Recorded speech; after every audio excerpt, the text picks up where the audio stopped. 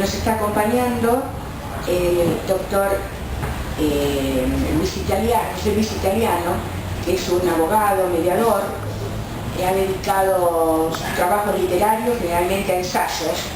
En el 8º Congreso Provincial de Abogacía recibió una mención especial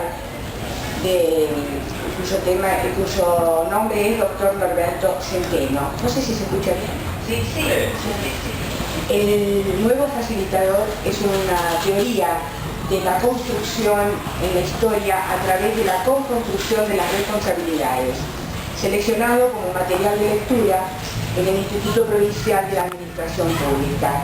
Él va a ser el encargado de presentar a nuestra doctora amiga, integrante también de SADE, como todos nosotros, y nos va a explicar un poquito en qué consiste bien este tema. Estoy ocupando el lugar de Alicia Belloso, que habrán leído ustedes en el programa, porque por problemas de salud no pudo asistir. Así que bueno, se habrá de disculpar si lo hago las cosas tan bien. Muchas gracias. Vamos a decir que es la escritora Marta Vega, porque no te presentaste. Ella es muy reconocida también, bueno, te lo paso.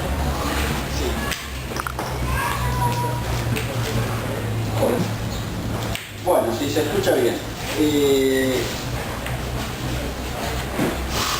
El trabajo de Ana María Martorell es muy particular porque en sí es un ensayo que trata, más allá del contenido, que ahora vamos a referirnos a él, de la posibilidad de que el abuso sexual caiga dentro del género literario de la literatura. Pero ¿por qué digo que es un trabajo muy particular?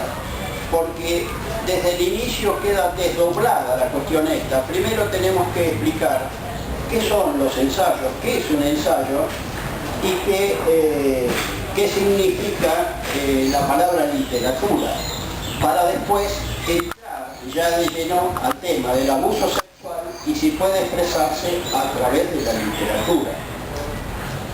Y acá se presenta algo curioso, porque cuando uno habla de un ensayo, el ensayo viene a ser una hipótesis, una idea, algo que desea expresar el escritor, pero sobre sus propias vivencias, sobre los acontecimientos. Es muy distinto del ensayo en sí, de la ficción. Presentar un trabajo de ficción es relativamente fácil. ¿Por qué digo esto? Más allá de los méritos que pueda tener la obra literaria de ficción, como puede ser un cuento o una novela, el que escribe elige un camino y sobre eso va inventando los acontecimientos. Entonces, quien explica lo que es el trabajo en sí y quien toma ese trabajo generalmente no lo discute, porque a nadie se le ocurre, por ejemplo, discutir por qué la mujer despechada mató a su amante en el 3er capítulo y no le puede decir por qué no lo puso en el 5º. Simplemente lo que es ficción se acepta porque es obra de la imaginación. En cambio el ensayo tiene mucho de personal, es muy subjetivo. Y cuando hablamos de subjetivo estamos diciendo qué es lo que quiso decir el autor. Y cuando decimos qué quiso decir el autor, necesariamente tenemos que saber quién es el autor. Nos pueden presentar obras, cuentos, novelas, muy buenos.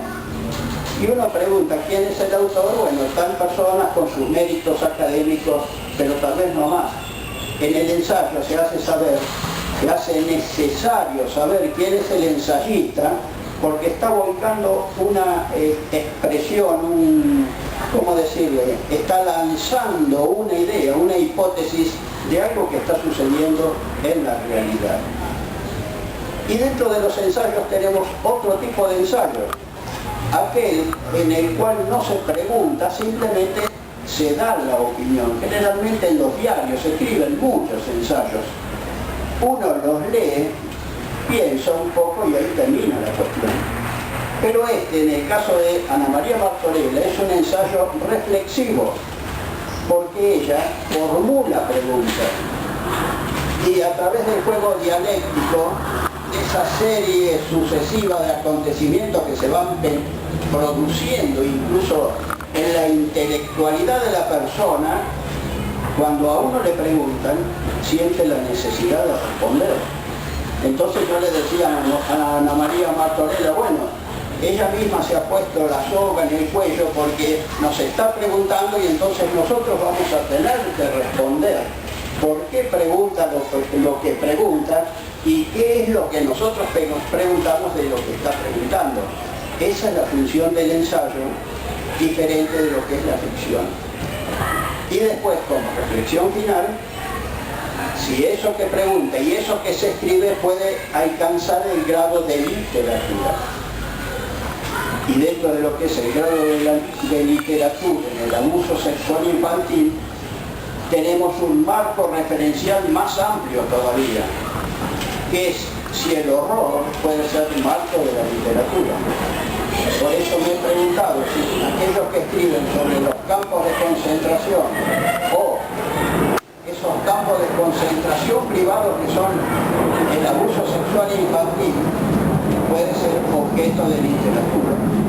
Entonces, con esta introducción podemos comenzar a hablar sobre el trabajo de Ana María Martorella. Y cuando hablamos del autor, tenemos que hacer referencia para darle legitimidad al ensayo, cuáles son las experiencias que ha vivido el autor. Porque el ensayo tiene más legitimidad cuando tiene más sustentabilidad científica y más sustentabilidad personal. ¿Por qué digo esto? Porque hay una faceta desconocida. Cuando se habla del autor, tenemos el autor de escritorio, aquel que se sienta, los escritores que dicen sí, efectúo trabajos de investigación y después escribo durante 6 o 7 horas todos los días, tomo té, tomo café, etc. Pero está el escritor que se nutre de sus experiencias.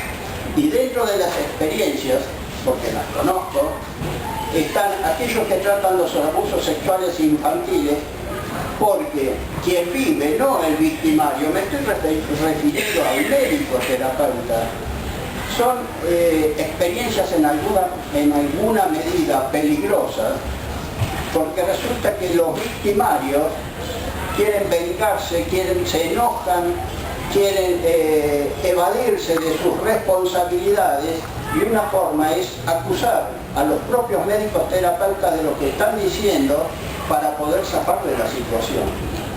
Entonces, entrando ya en un trabajo de este tipo, entramos en una complejidad de la vida que no podemos dejar de lado. Y todo esto es muy distinto a aquello que empecé a decir al principio del trabajo literario de la ficción. Este es un trabajo de experiencias y sobre la realidad social. Sobre eso va a hablar Ana María Martorella. Pero antes me voy a referir a algunas de las preguntas que nos hacían, que esa es la función del ensayo.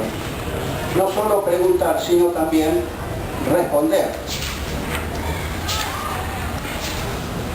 Y ya en la parte final nos dice: ¿debe la literatura, para ser considerada como tal, describir mundos imaginarios? Esa es la ficción. ¿O puede también describir realidades humanas carentes de datos identificatorias que demuestren su verosimilitud con evidencia científica? Porque el ensayo, además de todo lo que hemos dicho, del valor de la experiencia y del coraje que tiene que tener el autor para decir cosas que ciertamente sean de impacto social, tienen que tener rigor científico. Y acá viene otra complejidad más, porque fácil es hablar sobre aquello que no tiene mayor legitimidad, que no tiene peso, que simplemente es un formalismo. Eso lo sabemos ver muchas veces cuando escriben ensayos ligeros. Pero otros son los ensayos que están montados sobre la cientificidad de lo que dicen. Y acá, necesariamente en este tipo de ensayos sobre el abuso sexual infantil, de una forma u otra nos acercamos no solo a lo que es ciencia pura, sino también a ciertas prácticas como son las del psicoanálisis, porque el ensayo, en este caso en particular, es el ensayo que podríamos denominar del silencio, porque el que ha sufrido el impacto del abuso no habla. Y aquí tenemos que caer en alguna medida o tras alguna mención en el análisis freudiano. ¿Por qué? Porque Freud enseñó a los especialistas a acercarse al inconsciente, a bajar a ese pozo de mucha profundidad. O todavía le decía a Ana María hace poco, no sé si recuerda, no solo hay que bajar al inconsciente y mirar en la profundidad de eso que no se ve en el alma, sino que también un autor francés, Lacan, nos dijo, sí, vamos a bajar a ese pozo profundo y todo lo demás, pero vamos a hacerlo ayudados a través de la palabra. Entonces, ante dos actitudes distintas y dos grandes escuelas distintas, se abren los ensayos sobre el abuso sexual infantil. Y si todo esto puede ser obra de la literatura, sí, porque si consideramos que la literatura es la excelencia en escribir, entonces vamos a ver dicho de esta página tan oscura de nuestra historia contemporánea y nuestra historia oculta, de la que nadie se anima a hablar. Así que los dejo con Ana María Martorell. Bueno, muchas gracias a los dos presentadores. Bueno, voy a empezar a compartir con ustedes lo que surgió también en parte como material de investigación para mi tesis doctoral, que es sobre abuso sexual infantil, y gracias a amigas mías que me han regalado libros sobre otros profesionales que han tenido que lidiar con esta problemática, que casualmente escribieron sobre sus pacientes. El abuso sexual infantil forma parte de uno de los capítulos reiterados más vergonzosos y traumáticos de la historia de la humanidad. Ha sido cometido hasta nuestros días como parte de prácticas genocidas, como forma de explotación y trata de personas, de tradiciones de iniciación sexual por parte de familiares y de empleadores de las familias de las víctimas, como medio de obtención de placer con sujetos que presentan perversiones sexuales, etc. Por lo tanto, no solo se encuentran los relatos de las historias clínicas de los pacientes y en los tratados científicos, sino que actualmente se hallan múltiples publicaciones que incluyen las narrativas de las víctimas y de sus terapeutas, donde se describen situaciones y emociones de ambos protagonistas.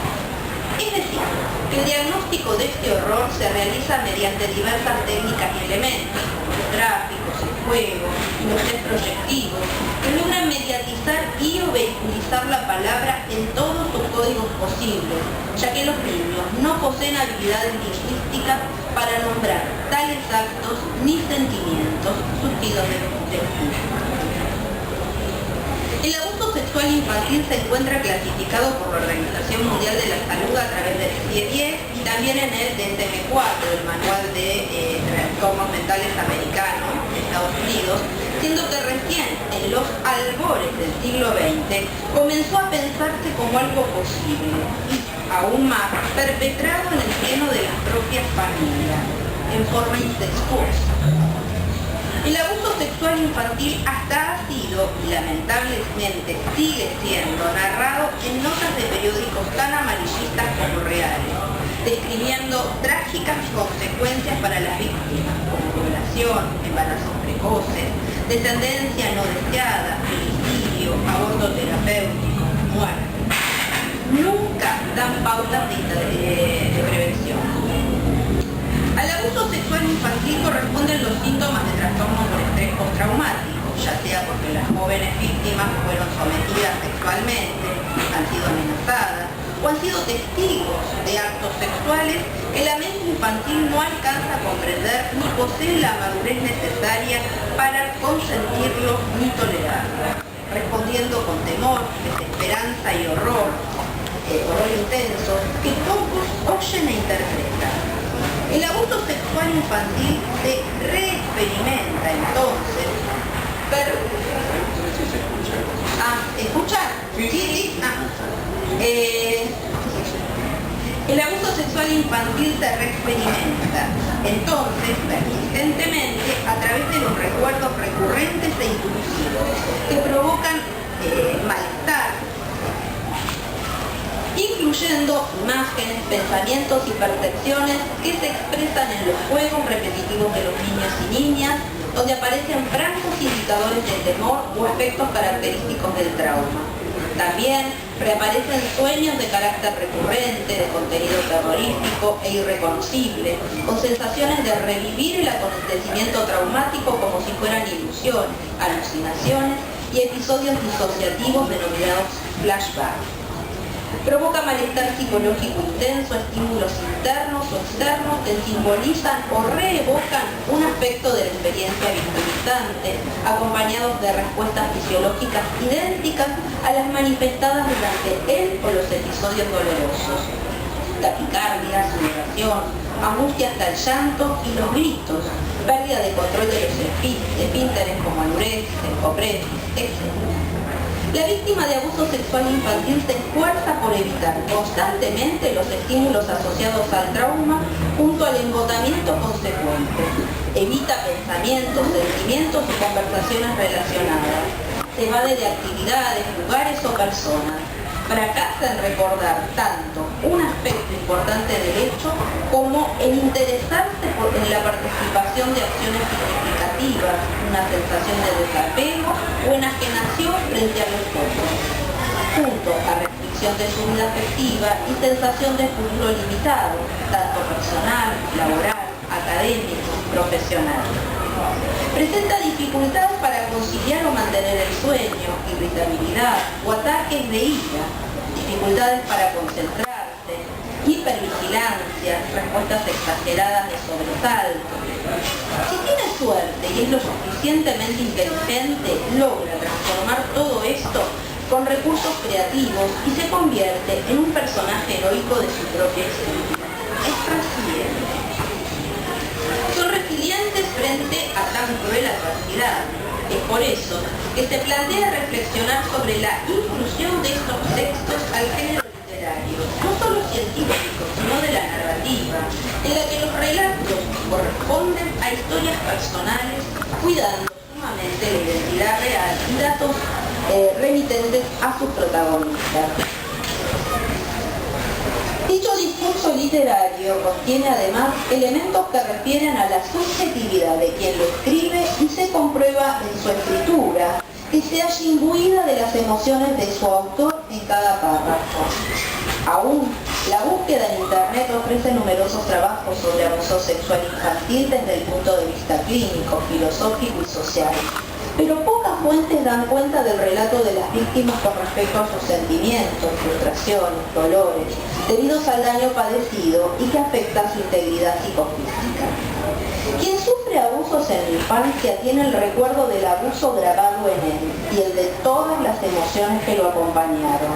Incluso, aunque no sea consciente, aunque no lo sepa, lo que ocurrió no solo está grabado en su mente, sino también lo está en el resto de su cuerpo. La vulnerabilidad de las víctimas de abuso sexual infantil es algo que a veces se nota en los gestos, en la forma de mirar, en el discurso. Podemos dirigir nuestros esfuerzos a cambiar lo posible. Para convivir con lo que podemos cambiar debemos ser valientes y creativos, dice Virginia Satir. La escritura de las víctimas de abuso sexual infantil puede simbolizar una carta a su agresor, no con la idea de enviarla, sino con la idea de poder decir todas las cosas que le hacen daño por dentro. La cólera es más fácil de tolerar que el dolor, que se vuelve a veces insoportable, pero debajo de ella siempre hay otras emociones. Muchas personas usan su imaginación para sobrevivir a situaciones terribles. Imaginar futuros posibles, desconectar de la realidad, soñar con vidas alternativas. Son cosas que han podido ayudar a sobrevivir. Puede que haya sido soñando despierto o a través del cine o la literatura. La Caperucita Roja del cuento infantil no es ni más ni menos que una víctima más de los tantos lobos disfrazados de corderos, aunque aquí sea descrito metafóricamente como una tierna abuelita que aprovechó la ingenuidad y la curiosidad de una niña, como tantas niñas de ayer y hoy, como cualquiera de nosotras. ¿Acaso la bella durmiente haya sido también víctima de un abuso que la condenó a disociarse en la anestesia total al punto de no vivir su propia vida? ¿O Blancanieves, envenenada por la amargura del fruto que la llevó a convivir con los 7 enanos, simbolizando palos en la espesura del bosque? Quizás el mismo bosque donde habitara el lobo voraz de Caperucita. Ya Federico García Lorca, adscrito a la llamada generación del 27, es el poeta de mayor influencia y popularidad en la literatura del siglo XX, y entre sus obras también recitó episodios de abuso sexual infantil. Tal ejemplo lo podemos encontrar en Preciosa y el aire, dedicada a Damasco Alquiza.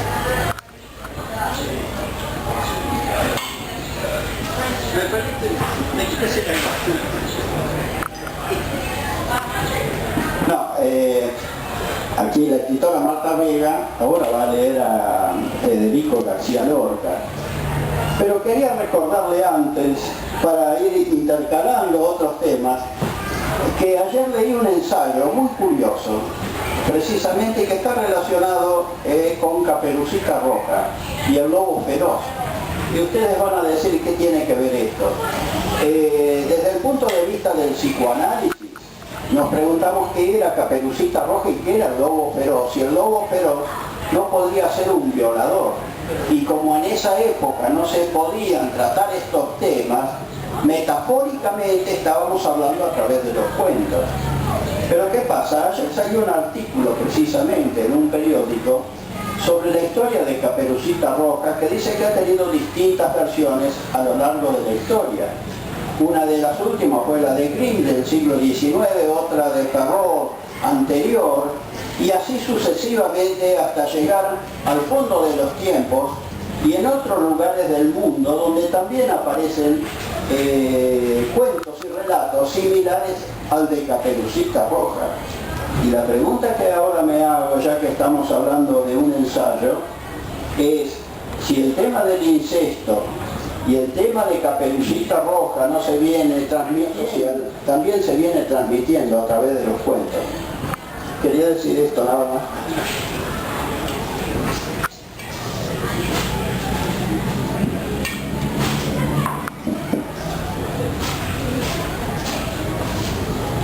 Preciosa y el aire.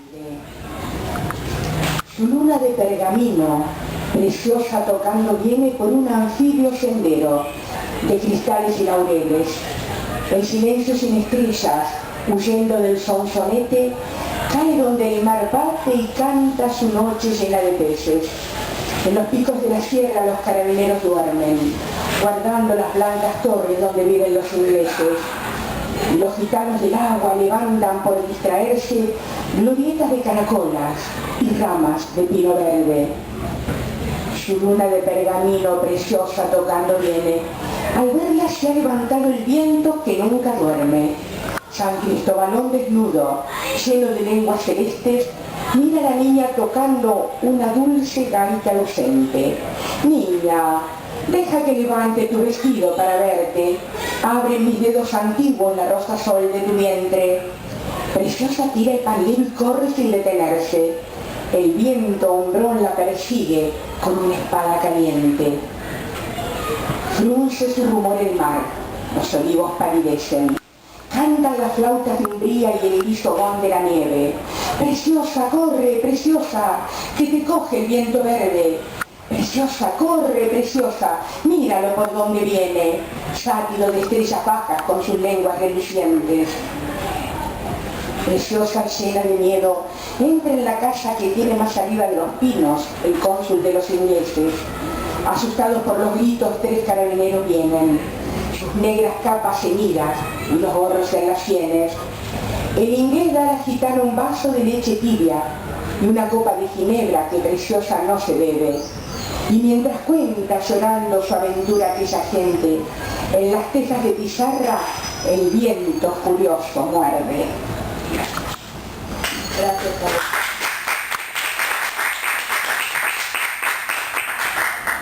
Bueno, yo voy a seguir con el trabajo, la reflexión. Un poquito dijera algo del texto, una cosita cortita. Estoy como... No, en el texto donde dice su luna de pergamino, es una pandereta que lleva la gitana. Cuando habla de su noche llena de peces, eso es el erotismo.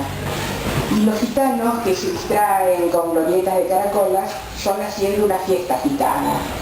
El viento fuerte quiere fecundar a Preciosa y embarazarla con el niño que algún día pueda tener. El viento tiene un instinto masculino y la gitanilla un atractivo femenino.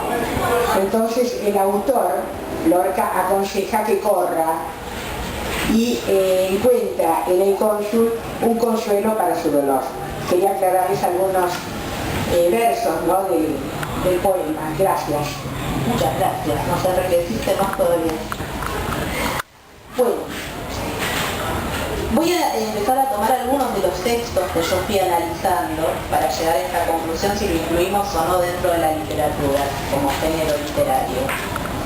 Solo interferencias especulativas nos permiten hablar de la niña que todavía lucha por tener sus propias palabras.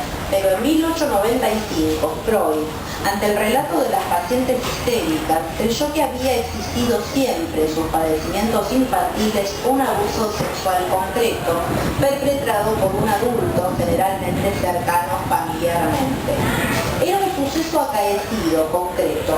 Solo en Psicopatología de la Histeria comienza a cuestionarse si siempre es real o son las propias fantasías que recrean un recuerdo encubridor. Todavía no habla en esos términos, pero ya se vislumbra la inconsistencia que tiene la verdad en estos casos. En realidad, esto lo voy a aportar de un texto que leí más tarde, que en realidad Freud fue muy perseguido por esto, y es más, se lo excluyó de la sociedad académica de por entonces, cuando él sugiere lo de los abusos sexuales infantiles e intrafamiliares. Entonces él empieza a desdecirse para poder volver a incluirse dentro del ambiente académico. Estábamos perdiendo la edad victoriana. Europa estaba todavía en la edad victoriana, muy cerrada. Sí, sí. Todo muy tapado. Bien, gracias. Pero 100 años después, los que diariamente trabajamos en discernir escenas que construyan el relato de la propia vida para proyectar un futuro más placentero, teniendo en cuenta lo real de los deseos, podemos entrever discriminativamente una huella convincente de que algo de lo real ha pasado cuando esto ha ocurrido. Una huella en la arena donde la relación con otro no es confusa, pero la memoria no es clara. Algo ajeno, núcleo, no reductible a lo propio, se denuncia, se percibe. Transferencialmente no hay confusión con el relato fantasiado. Los actos perversos, la perversidad para discriminar de perversión, pueden darse en cualquier tipo de estructura con alto componente narcisista y defensas proyectivas de la propia conformación deficitaria. Aquello del perverso polimorfo a que se refiere Freud en 3 ensayos de teoría sexual es base configurante de toda humanidad. La sexualidad infantil busca el placer con independencia del objeto. Todavía no hay posibilidad de consideración ni empatía hasta que la proyección permite discriminación e identificación con el semejante. Este núcleo infantil es el que encontramos en las actuaciones adultas, produciendo escándalos como otras conductas infantiles en un adulto. Restos larvados que no entraron en la estructura civilizadora esperada por la cultura. Pero en esto, como en toda conducta humana, son los matices los que confunden. Maneras consideradas mala educación pueden ser elecciones mórbidas en gente que tuvo otras oportunidades. Y vemos algunos niños muy carenciados que se esfuerzan por alcanzar altos ideales y adquisiciones sofisticadas. Mientras tanto, el papel de la rabia o la cólera queda muy bien resumido en la siguiente frase de Clarissa Pinkola Estés en su libro Mujeres que corren con lobos, de 1998. Dice así: podemos utilizar la luz de la cólera de una manera positiva para distinguir ciertas cosas que habitualmente no podemos ver. Un ejemplo negativo de la cólera se concentra de manera destructiva en un minúsculo lugar que, como el ácido que provoca la úlcera, abre un negro agujero a través de las delicadas capas de la psique. Alice Sebold, superviviente de una violación, ha escrito un libro contando su experiencia y dice: él tenía mi vida en sus manos. Los que dicen que preferirían luchar a muerte antes de ser violados son unos necios. Yo prefiero que me violen 1000 veces. Haces lo que tienes que hacer. Virginia Satir dice, por otro lado: alguna vez pensé que tenía que eliminar las partes conflictivas de mí misma. Ahora sé que pueden ser fieles compañeras si decido hacerlas mis amigas. La comunicación es a una relación lo que la respiración es a la vida. Clarissa Pinkola Estés agrega: la fuerza salvaje de nuestra psique espiritual nos sigue como una sombra por un motivo. Según un dicho medieval, si bajas por una pendiente y te sigue una fuerza poderosa, y si esta fuerza poderosa logra apoderarse de tu sombra, tú también te convertirás en una fuerza poderosa por derecho propio. En Después del silencio, que es un libro escrito entre una paciente y su terapeuta, se intercalan sus parlamentos para describir la misma historia desde dos ángulos diferentes, pero ambas comprometidas en la emoción que la misma historia les provocaba, sea desde la experiencia para la víctima de las agresiones, sea desde la escucha empática para la observadora que, ante estos crueles relatos sobre una niña indefensa, no podía ser pasiva ni indiferente.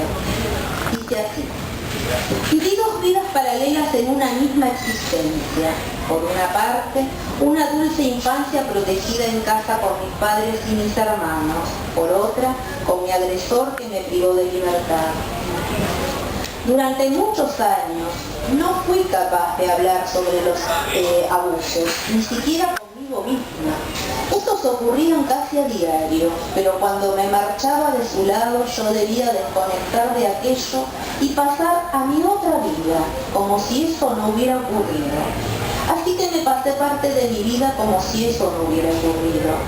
Así que me pasé parte de mi existencia inventando cosas y mintiendo a todos para que nadie supiese qué es lo que estaba sucediendo. Era algo que él me pedía. Esto lo dice Tony. Clarissa Pinkola Estés, la autora de Mujeres que corren con lobos, dice: por mucho que se mate a una mujer, por mucho que se la hierva, su vida psíquica sigue adelante y aflora en la superficie de la tierra, donde vuelve a brotar con su emocionado canto. Sigue Tony. Me fracturé el brazo derecho siendo pequeña y me pusieron un montón de puntos, pero ahora ya no me duele. Eso mismo he logrado con los abusos. Sé que están ahí, pero he conseguido dejar a un lado el dolor y la perpetua tristeza para dar paso a la alegría. Casi 2 años más tarde, al finalizar mi terapia, Ángela me comentó que cabía la posibilidad de escribir un libro con mi historia. Desde el primer momento me pareció una gran idea. En mi vida he ganado muy pocas cosas y para mí es una tremenda alegría poderle gritar al mundo que después de tantos años de silencio, en esto he ganado la batalla y la guerra. Érase una vez una niña de ojos grandes. Aprendí a combatir las sensaciones de miedo, asco, dolor y tristeza. Todo ese pesar que llevaba siempre a cuestas. Y mi entusiasmo por los animales empecé a fabricar una dulce y maravillosa vida totalmente distinta en mi día a día. Ya no vivía en la ciudad ni en un piso. En mi sueño empecé a vivir en una casita en el campo, sola con mis papás, mis hermanos y mis animales, rodeada de unas maravillosas montañas verdes, donde no podía pasar nada malo, era totalmente imposible. Al más puro estilo Heidi, la casa de la pradera. A mí Me fascinaba todo aquello, así que me puse manos a la obra e inventé la mejor de las historias para mí. Esto pasó a ser un gran jardín secreto y gran parte de mi vida. Tan pronto pasaba de ser una niña inmensamente feliz a ser el humano más triste y desgraciado del mundo. Para mí se hizo una situación tan normal. A día de hoy, lo que me asombra es que la niña que fui hubiese pasado por todo aquello. No era nada complicado acceder a la situación que él quería. No le resultó difícil embaucar a una inocente criatura con mentiras sobre que solo vamos a jugar, pero no deben decir porque es muy peligroso. Urdió para mí una tremenda y terrorífica tela de araña. No tenía suficiente con utilizarme, manosearme y obligarme a un sinfín de juegos sexuales, sino que también, contando historias horribles de lo que me pasaría si no accedía a sus peticiones. Así viví, bajo esa dictadura, con miedo a algo desconocido, algo peor de lo que ya estaba ocurriendo, hasta aproximadamente los 11 años. Yo recordaba los tebeos de Zipizape que leía mi hermano y pensaba que, igual que alguien escribía y dibujaba aquellos tebeos, podría estar haciendo lo mismo con mi vida. Que había alguien escribiendo una historia de cosas raras. Esperaba y esperaba, porque sabía que si eso era así, tendría un final cercano, como ocurría con los tebeos. Me paseaba por casa, mirando por todas partes, intentando encontrar algo que me indicara que tenía razón, que solo era un tebeo, que mi vida era una maldita historia y alguien cerraría el tebeo y yo, y toda mi vida desaparecería. Lo que ocurría es que alguien estaba jugando a escribir un tebeo sucio, un libro de malos, y por eso pasaban tantas cosas. En los tebeos y los dibujos de la tele, las historias casi siempre terminaban con un final bonito. Encontré un método de evasión. Empecé a pensar que yo era una roca, una piedra que ni siente ni padece. No sentía frío ni calor, no sentía dolor, ni miedo, ni asco. No había nada, solo vacío. Durante la elaboración de estas páginas, al recordar a la niña que fui, me he sentido orgullosa, porque he recordado que era una niña valiente, luchadora y con una imaginación desbordante. Con sus recursos, con sus historias de niña, me ha permitido llegar a la mujer que soy hoy, y no dejo de asombrarme al recordarla. Ante los problemas soy un tanque de guerra rosa. Ante la duda recurro a los cuentos infantiles buscando la sencillez a la respuesta. Cuando veo a alguien intentando ser algo que no es o conseguir algo a costa de otros, no lo comprendo, porque después de todo ni siquiera se sienten bien con ellos ni consigo mismos. ¿De qué se sirve? Este planteamiento puede parecer una fábula, pero al fin y al cabo, ¿qué es lo que uno tiene verdaderamente? A uno mismo. Y es con lo que puede comprar. Un día, hablando con mi amiga sobre este libro, me dijo: ¿sabes, Tony?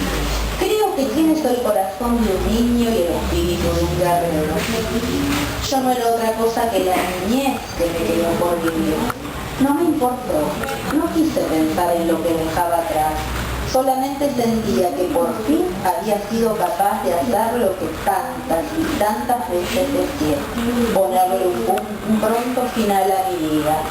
Estaba cansada de imaginarme una vida feliz, de soñar que todo cambiaría, que yo mejoraría y dejaría de tener pesadillas durmiendo despierta. Lo cierto es que no le veía el fin a tanta zozobra. Bueno, vamos a saltear un poquito. Le hago una pregunta. Sí. ¿Esto que está leyendo fue un preludio de un suicidio o Hubo varios intentos de suicidio. en esta... Y este personaje, Claro, porque el abuso sexual también lleva a los intentos de suicidio, pero eso también lo puede explicar Ana María. Por eso leía lo de esta chica que decía que estaba cansada ya de tanto imaginarse mundo, porque el niño o la niña abusada, para escaparse del horror en sí, se tiene que imaginar otros mundos. Es la única forma de poder hacerlo. Sí, pero lamentablemente la realidad es más contundente. Sí, sí. Otro de los libros que analicé es La búsqueda de la espada mágica, de Cecilia López, que es psicóloga argentina.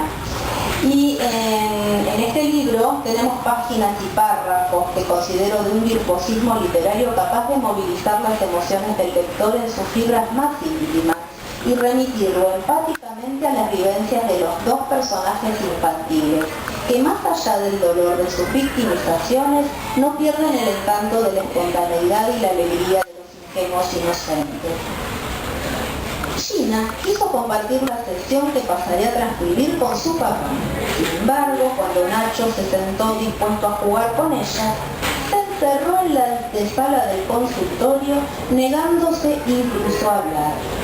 En voz alta, para que pudiera escucharme, interpreté su conducta como un modo de hacerle sentir a su papá lo mismo que ella sentía cada vez que lo deseaba y aún así no podía conversar con él. ¿Qué sucedió inmediatamente después? Gina se hizo presente. Traía consigo una cartulina en la cual, hacía un tiempo atrás, había pegado un montón de letras recortadas con la intención de jugar a la sopa de letras. «Papá, quiero que me ayudes a entender tantas palabras», le pidió a Nacho. Aquel juego consistía en ir uniendo letras con el fin de formar palabras. Y casualidad o no, la primera palabra que entre padre e hija pudieron formar fue la palabra hablar. De esta manera, muy contentos y alegres, ambos continuaron uniendo letras y descifrando palabras hasta finalizar la hora. Era evidente que en aquella oportunidad Gina había elegido el juego más acertado para transmitirle a su padre la gran necesidad que tenía de comunicarse con él. Cuando el analista escribe sobre sus pacientes, en realidad debe poder comunicar aquello que percibe e interpreta de lo que ese otro no ha podido transmitir en palabras audibles. Así obró la terapeuta en esta situación de silencio y aislamiento de la niña víctima, al interpretar que Gina actuaba igual que su padre, sin tiempo para el juego y la escucha compartidos con su hija. Con su voz, la terapeuta pronunció las palabras ahogadas que la niña no lograba expresar. En otro de los párrafos dice: luego de que Greta se fue, la mamá, de la hermanita, con respecto a la otra nena, la hermanita, Juanita eligió jugar con dos muñecas y quiso que fuera yo quien manejara un muñeco varón. Que el muñeco le diga a las chicas, me ordenó Juanita. Hola chicas, ¿cómo les va? Dice hablar al muñeco con voz grave, pero las muñecas se escondieron sin responder. Chicas, vengan a jugar conmigo, insistió el muchacho, sin entender de semejante desplante. Chicas, sáquense las remeritas que hace calor, sáquenselas ahora que pueden, porque no usan corpiños. Intencionalmente puse en boca del muñeco las palabras de Pedro. Me da mucho miedo que me digas eso, no hables más. Juana me gritó a la vez que se tapó los oídos con sus manos como señal de no desear escuchar lo que en realidad ya había escuchado. Luego fue corriendo velozmente hasta el ventilador y nuevamente hizo el intento de meter los dedos mientras yo la detenía justo a tiempo. El otro día Gina metió la mano en el ventilador del techo y se lastimó, recordó en voz alta. Parecería que vos también te querés lastimar las manos a propósito, le dije, mientras desenchufaba el ventilador. Sí, me contestó. Si tenés las manos lastimadas, no podés tocar lo que no te gusta tocar, interpreté. Sí, nuevamente, fue rotunda en su respuesta. Pero al final te perjudicás vos, porque las manos lastimadas duelen mucho, le expliqué, tratando de anticiparle los efectos futuros que ella no estaba considerando.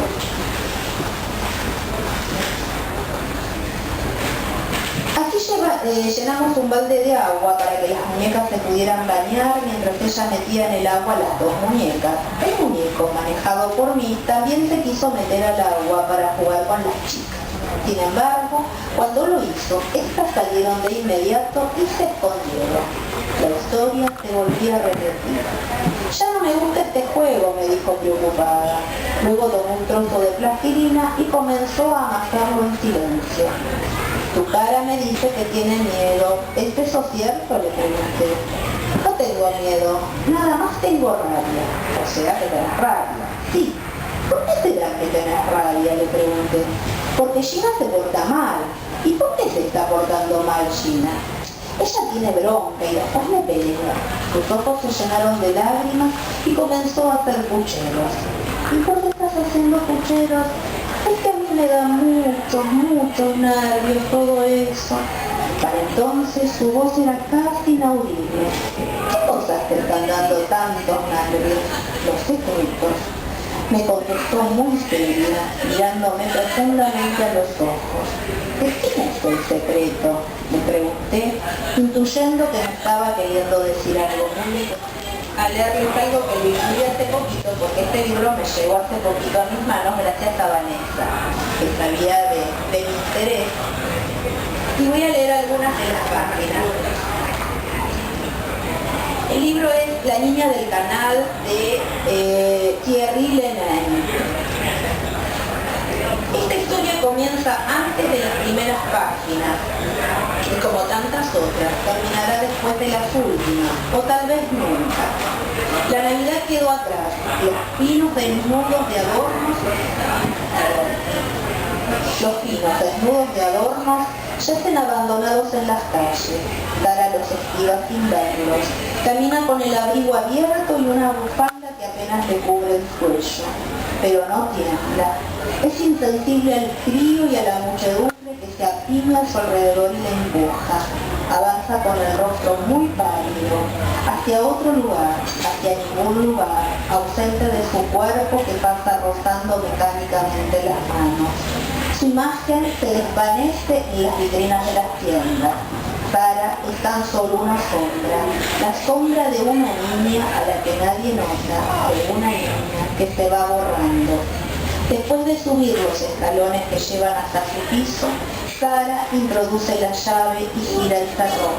La puerta se abre, dando paso a un departamento muy arreglado.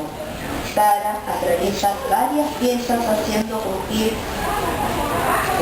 la duela bajo sus pies y se encierra en su recámara. Es una recámara muy pequeña, un escritorio y un armario bastan para llenarla. Sin quitarse el abrigo, se detiene frente a la cama. Sus botas mojan la alfombra. La niña clava la mirada en su muñeca y sus rasgos se petrifican hasta que, en la penumbra, la inmovilidad de la primera responde a la manera extraña a la de la segunda. De manera extraña a la de la segunda. Después de unos... Después de unos minutos, Sara toma bruscamente a su efigie, la despiste y la revuelca. Los párpados de pestañas sintéticas se cierran. De un cajón saca un encendedor y sin titubear lo acerca al vientre de la muñeca. El plástico se pone negro y luego se reblandece. Antes de que se vuelva a endurecer, Sara apoya la punta del dedo sobre la herida y deja grabada la huella de su índice. Entonces abraza contra su pecho a la muñeca herida. Bueno, y ahora sí, para terminar, te voy a contar un poquito cómo surgió en realidad todo este trabajo. El obstáculo más frecuentemente hallado en el desvelamiento del abuso sexual infantil es el silencio, el ocultamiento, el secreto, que a su vez es causa de las secuelas tanto psíquicas como somáticas observadas en las víctimas. Este silencio se ve fortalecido por la culpa y la vergüenza que el abuso sexual provoca y que a su vez son facilitados por las amenazas y castigos corporales por parte de sus victimarios. El develamiento del abuso sexual requiere de figuras de apego seguro que en la mayoría de los casos estudiados en la bibliografía y en la propia experiencia personal como médica especialista en psiquiatría infanto-juvenil se haya representada en la figura materna. Pero cuando la progenitora no es continente ni cree en los dichos de la víctima o es cómplice del abusador, el silencio fortalece los sentimientos de culpa y vergüenza, mientras que la disociación y la sublimación pasan a ser los mecanismos de defensa más ampliamente utilizados en estos casos, dependiendo del desarrollo evolutivo intelectual de la víctima. Afortunadamente, hoy el tratamiento mediático del tema y la inclusión en la currícula escolar de contenidos transversales a la educación sexual permiten el reconocimiento consciente de las conductas abusivas en este terreno y colaboran en la revelación del secreto del abuso. No obstante todos estos avances, en los cambios de mentalidad en torno a esta problemática, muchas víctimas continúan por largos años silenciando el daño sufrido. La víctima experimenta episodios de acting-out como autoflagelación, intento de suicidio y somatizaciones de patologías dermatológicas, digestivas, ginecológicas o autoinmunes, como así también psicopatologías alimentarias, anorexia, bulimia, obesidad. Además es frecuente observar alteraciones de sus hábitos y conductas sexuales como exhibicionismo, masturbación compulsiva, infantilismo, promiscuidad, junto a dificultades en el desarrollo de su identidad sexual, como inversión de la sexualidad, inmadurez sexual, identificación con el victimario, síndrome de Estocolmo. En un caso particular que me tocó atender por obra de la casualidad, gracias a la intervención virtual a través de las redes sociales, la víctima, que pasaremos a llamar Victoria, logró vencer sus temores, producto de la culpa y la vergüenza originados en múltiples abusos sexuales desde los 7 a los 13 años de edad, por parte de un tío político y sus amigos, y que se hicieron evidentes con un embarazo avanzado a los 13 años antes de aparecer su menarca. Cabe destacar que la sospecha de abuso, en este caso, se vio sustentada fuertemente cuando la víctima hizo comentarios sobre su padecimiento de patología autoinmune durante una conversación virtual. Victoria convivía por entonces con el sentimiento de culpa surgido de sus antiguos deseos de que fuera su prima la elegida, para salvarse ella misma de los abusos. Esta culpa la conducía a ideación suicida y identificatoria con la compañera del trauma y la alianza de secretos comunes.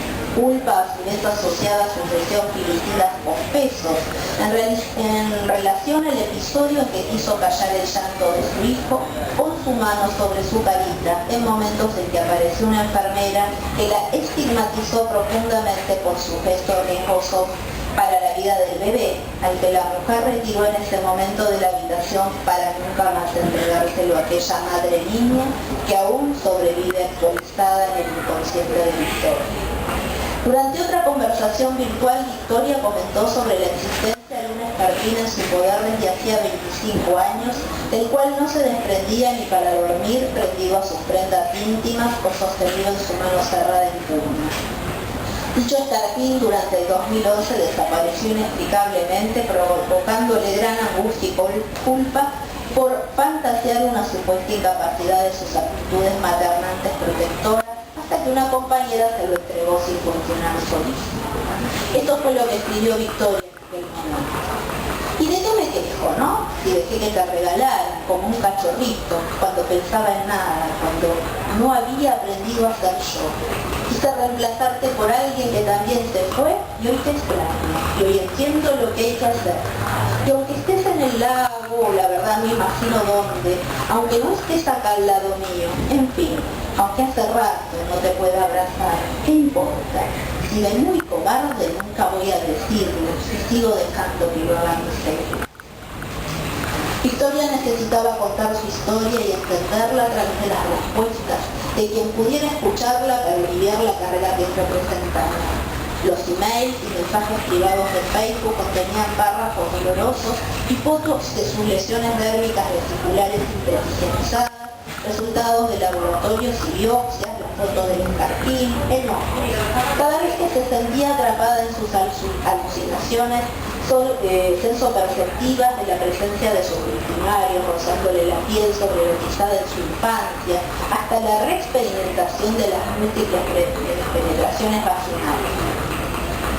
Cuando presenté por primera vez este caso, fue en Congreso en abril del año 2012, Victoria quiso transmitir un mensaje que quiero compartir también con ustedes.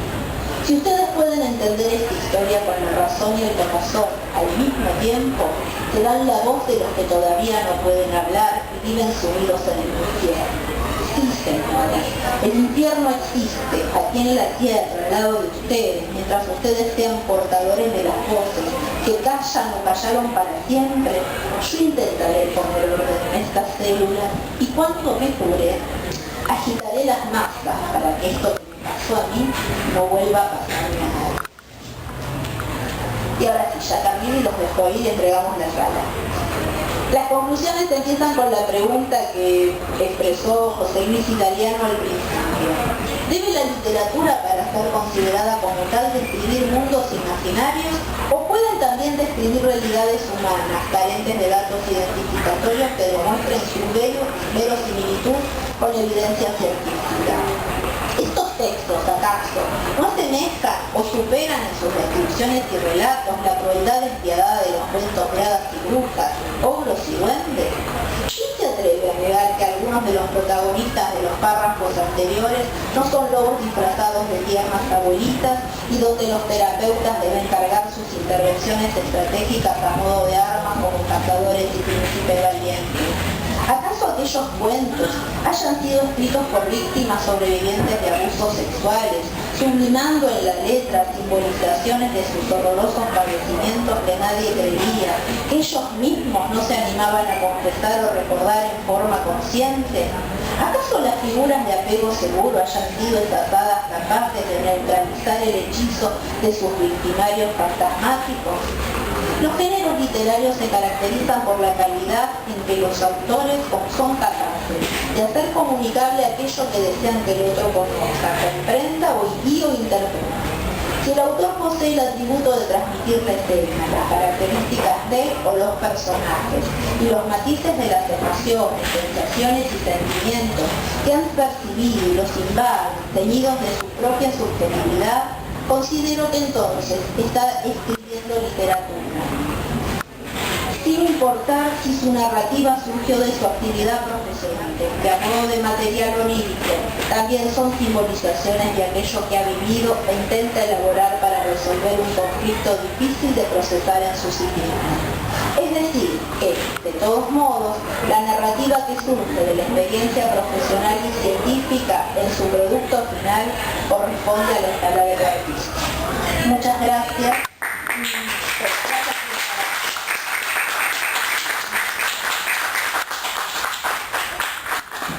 Bueno, agradecemos a todos la presencia, el haber escuchado con tanta atención todo lo que nos ha leído y nos ha explicado Ana María, y bueno, lo que podamos hacer para proteger a esos niños o apoyarlos cuando ya son grandes, todo lo que sea humanamente posible debemos intentarlo al menos.